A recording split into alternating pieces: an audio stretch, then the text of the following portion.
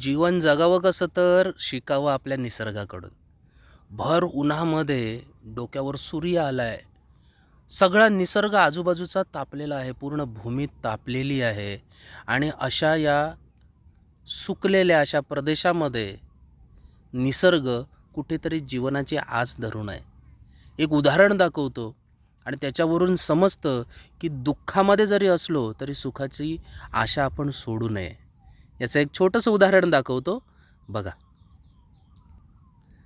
हा निसर्ग हे काळे खडक आणि याच्यामध्ये जीवनाची आशा, जीवनाचं सुख शोधण्याचा प्रयत्न करणारं हे चिमुकलं फूल.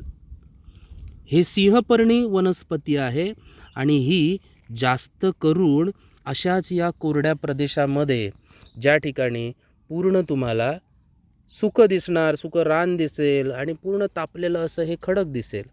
वातावरणामध्ये स्वतःचं जीवन, स्वतःची आशा, जगण्याची आशा शोधण्याचा प्रयत्न जर ही वनस्पती करू शकते, तर आपण कोण हो? आपल्यासमोर अनेक अशा अडचणी येतात आणि त्याच्यामध्ये आपण निराश होतो. परंतु ती निराशा अशा या वनस्पतींकडे बघितल्यानंतर सोडून द्यायला पाहिजे. नव्या उमेदीने आपण उठून राहायला पाहिजे. नव्या उमेदीने जीवन जगण्याची आशा धरायला पाहिजे. बघा, किती प्रमाणात एकर परिसरामध्ये पसरलेलं हे खडक आहे आणि हे जे खडक आहे ज्वालामुखीतून निर्माण झालेलं आहे. याच्यामध्ये मोठ्या वनस्पती दिसणार नाहीत. याच्यामध्ये मातीच्या थोड्याशा अंशामध्ये स्वतःचं जीवन फुलवणारे अशा काही वनस्पती आहेत. कुठेही आजूबाजूला तुम्हाला जास्त हिरवळ दिसणार नाही.